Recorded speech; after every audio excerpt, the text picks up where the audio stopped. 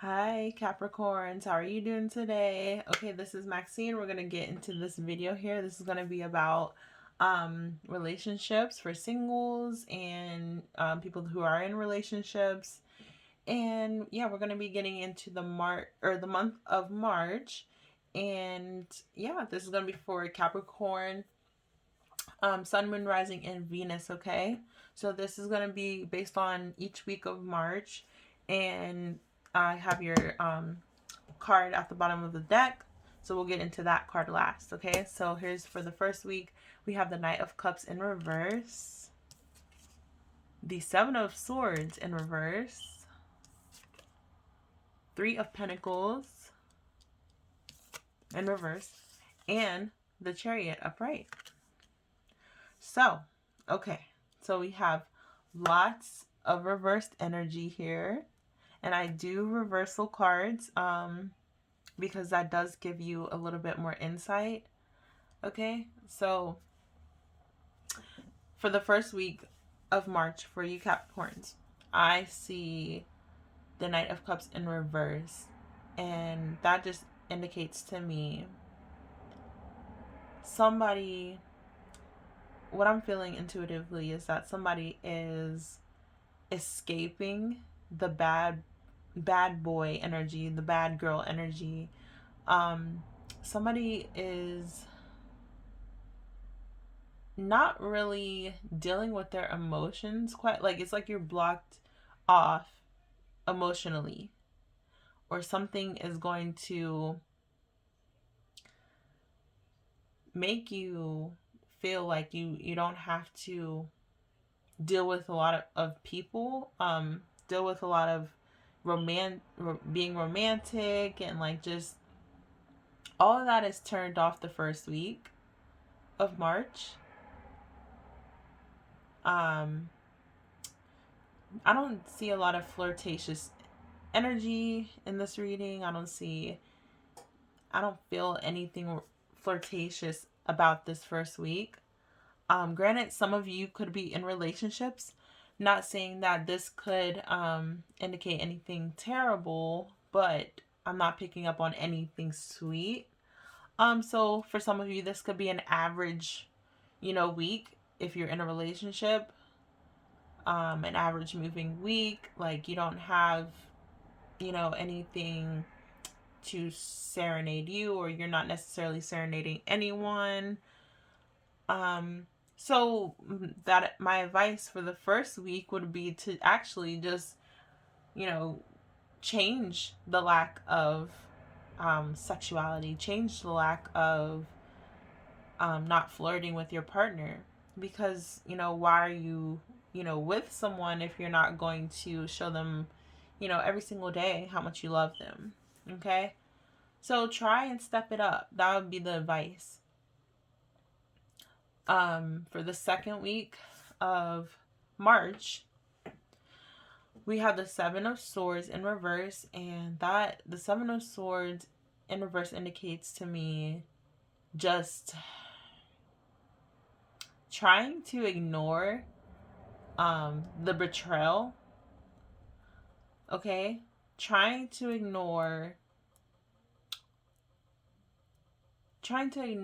what your intuition has been telling you all along, because it's like somebody in your life, or somebody that's going to be in your life, kind of deceived you, but it's like you're not really trying to take it to heart. You don't want to come off very emotional.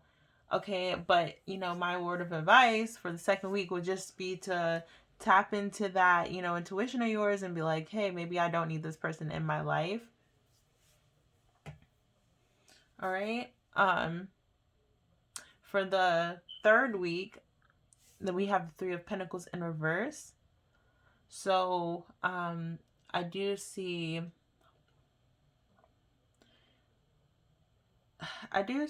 just like I see a lack of wanting to be around people, a lack of wanting to learn anything new. So you're not necessarily going to be inviting anybody new in.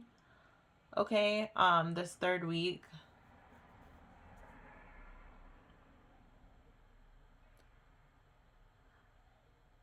And also, like, I can feel the tension with some people at your job. So some of you may be going through like an emotional situation, or just like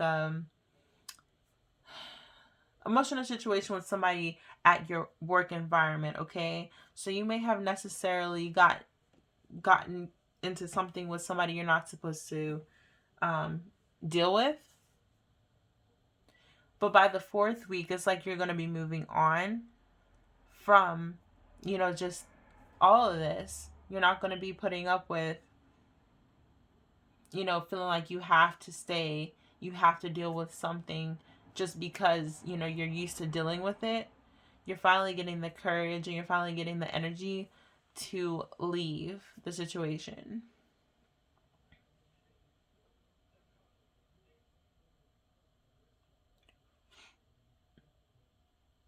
Okay, and let's see the bottom of the deck. So we have the King of Swords, okay?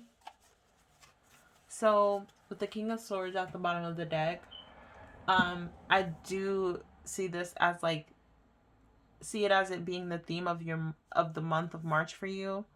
So the King of Swords always comes off to me as somebody who just doesn't need um anyone, basically, like very independent and very outspoken. In this card here, they're kind of like